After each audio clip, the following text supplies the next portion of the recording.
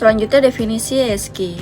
Menurut Komisi Eropa dalam buku Handbook of Sustainable Finance, didefinisikan sebagai sebuah proses pengintegrasian pertimbangan lingkungan, sosial, dan tata kelola ke dalam pengambilan keputusan investasi di sektor keuangan untuk mendorong investasi jangka panjang pada aktivitas ekonomi yang berkelanjutan.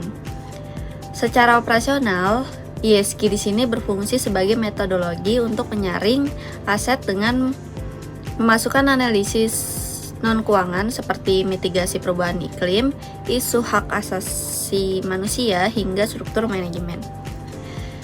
Institusi yang membedakan dari praktik investasi tradisional guna memastikan bahwa yang dikelola tersebut memberikan dampak positif terhadap keberlanjutan sosial. Selanjutnya masuk ke latar belakang. Di sini, ESG itu munculnya dipengaruhi oleh berbagai masalah global seperti perubahan iklim, pencemaran lingkungan, dan ketimpangan sosial.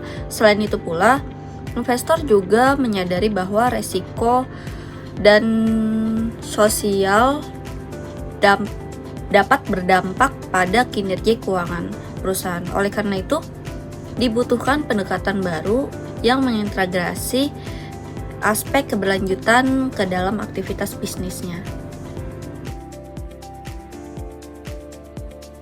Selanjutnya yaitu sejarah ESG, evolusi global. Fase pertama kita bahas ke fase pra-modern dulu, yaitu abad 18, 19, 60-an. Fokus ini itu pada nilai moral dan agama. Contohnya itu menghindari industri dosa, maksudnya itu seperti yang haram, alkohol dan judi, dan strategi utamanya itu penyaringan negatif. Lalu masuklah ke munculnya social responsible investing pada 1970 sampai 1990-an. Nah, munculnya social responsible ini investing dipicu oleh isu politik dari Afrika Selatan dan bencana lingkungan dari Exxon Valdez. Di sini itu mulai menggunakan modal untuk mendorong perubahan sosial. Lalu masuk ke Milleton, formalisasi. Who Cares Wins pada tahun 2004 dicetuskan dalam laporan PBB. Who Cares Wins ini perubahan mindset dari yang sekedar hanya memikirkan etika menjadi manajemen resiko bisnis yang krusial. Selanjutnya masuk ke fase pengarusutamaan 2006 sampai 2015. Peluncuran ini dimulai dari UN Principle for Responsible Investing (PRI) dan 2015 mulai mengadopsi Sustainable Development Goals (SDGs) dan Paris Agreement sebagai komitmen global. Selanjutnya masuk ke era regulasi dan standar global di tahun 2015 sampai saat ini. Transaksi di sini dari pelaporan sukarela ke pelaporan wajib.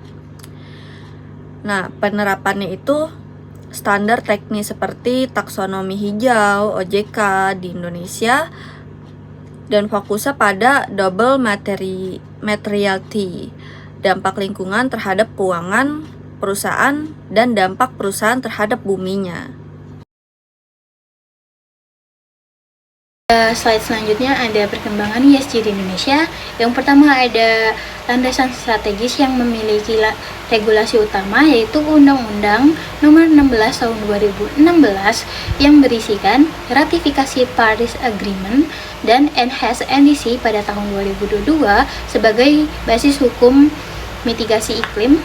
Lalu ada prinsip SDG, yaitu mengadopsi prinsip universalitas dan inklusivitas atau no one left behind dalam setiap sektor pembangunan. Yang kedua ada taksonomi keuangan berkelanjutan Indonesia atau TKBI yang memiliki tujuan standarisasi klarifikasi aktivitas ekonomi yang mendukung target net zero emission. Lalu memiliki metode penilaian menggunakan technical screening criteria atau TSC untuk menentukan ambang batas klarifikasi hijau atau transisi. Lalu adanya ekspansi sektor seperti TKBI versi 2 tahun 2025 kini mencakup energi, konstruksi, real estate, transportasi, serta sebagai kehutanan dan sawit. Oke, yang ketiga ini ada implementasi ESG sektoral. Pada sisi lingkungan atau I, memiliki standar bangunan gedung hijau yang diatur dalam Permen PUPR nomor 21 tahun 2021 dan sertifikasi hutan lestari atau IFCC. Yang kedua ada dari sisi sosial atau S, yaitu memiliki perlindungan tenaga kerja dan pencegahan kekerasan di tempat kerja melalui Kepmenaker nomor 88 tahun 2023. Yang ketiga dari sisi tata kelola atau G, yaitu penguatan sistem laporan digital atau sistem simple dan mekanisme measurement, reporting, and verification atau MRV. Selanjutnya, makna dari ESG. ESG, Environmental, Social, and Governance, merupakan kerangka kerja yang mengintegrasikan faktor lingkungan, sosial, dan tata kelola dalam pengambilan keputusan investasi. ESG ini bertujuan mengarahkan investasi jangka panjang pada kegiatan ekonomi berkelanjutan dengan mempertimbangkan aspek non-keuangan, sehingga dapat memberikan dampak positif bagi keberlanjutan sekaligus menjaga nilai aset perusahaan tersebut. Bersumber dari Roncelli tahun 2024. Di slide selanjutnya, kita membahas tentang contoh penerapan transaksi ESG di perusahaan. Nah, kita mengambil contoh di PT Pertamina Persero, yang merupakan bagian dari BUMN di sektor energi, yang berkomitmen pada ESG untuk mencapai net zero emission di tahun 2060. Yang pertama di fokus E, yaitu environmental, di bidang lingkungan. Yang pertama, Pertamina fokus pada investasi energi terbarukan seperti geotermal, solar, dan bioenergi. Yang kedua ada program pengurangan emisi karbon. Lalu ada pengembangan kilang ramah lingkungan atau green refinery. Bentuk transaksinya seperti capital expenditure, investasi aset hijau, lalu ada biaya operasional pengelolaan lingkungan. Lalu di fokus kedua yaitu fokus S, sosial. Yang pertama adalah program Desa Energi Berdikari, yaitu energi untuk masyarakat desa. Lalu yang kedua adalah pemberdayaan UMKM dan masyarakat. Yang ketiga ada program kesehatan dan pendidikan. Bentuk transaksinya berupa biaya CSR dan dana pembiayaan masyarakat. Lalu yang ketiga ada governance atau tata kelola. Yang pertama, penyusunan laporan keberlanjutan, yaitu ESG report. Lalu yang kedua ada audit internal dan manajemen risiko. Yang terakhir, kebijakan anti korupsi dan transparansi. Bentuk transaksi dalam governance ini yaitu biaya audit dan compliance. Lalu kedua ada biaya pelaporan ESG. Selanjutnya, masalah dari beberapa jurnal terkait. Yang pertama, masalah standarisasi dan greenwashing. Salah satu masalah terbesar adalah tidak adanya standar pelaporan tunggal yang diakui secara global, sehingga memicu praktik pelaporan yang menyesatkan. Masalahnya, perusahaan cenderung memilih indikator yang paling menguntungkan citra mereka saja, atau cherry picking, yang seringkali berujung pada tindakan greenwashing, atau pencitraan palsu ramah lingkungan. Sumber jurnalnya dari Pimonenko T. et al. 2020, yaitu Greenwashing as a Barrier to Sustainable Development, Philosophy and Cosmology. Yang kedua, kualitas dan transparansi data. Banyak perusahaan kesulitan dalam mengumpulkan data yang akurat, terutama untuk kategori lingkungan, seperti emisi Scope 3. Masalahnya, data ESG seringkali bersifat kualitatif, tidak konsisten, dan sulit diverifikasi secara independen. Hal ini membuat investor sulit membandingkan kinerja ESG antar perusahaan.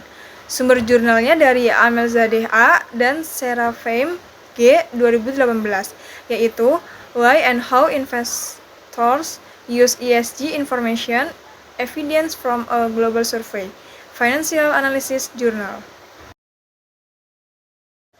Menurut kami akan pembahasan ini adalah ESG merupakan konsep yang sangat penting dalam dunia bisnis saat ini, karena tidak hanya berfokus pada keuntungan, tetapi juga pada keberlanjutan lingkungan, sosial, dan tata kelola perusahaan. Dengan adanya ESG, perusahaan dapat mengelola risiko dengan lebih baik serta meningkatkan kepercayaan investor. Selain itu, penerapan ESG di Indonesia yang didukung oleh kebijakan seperti taksonomi keuangan berkelanjutan menunjukkan bahwa ESG akan menjadi bagian penting dalam perkembangan ekonomi di masa depan. Kesimpulannya adalah ESG berkembang dari konsep investasi etis menjadi standar penting dalam keuangan berkelanjutan yang menilai aspek lingkungan, sosial, dan tata kelola.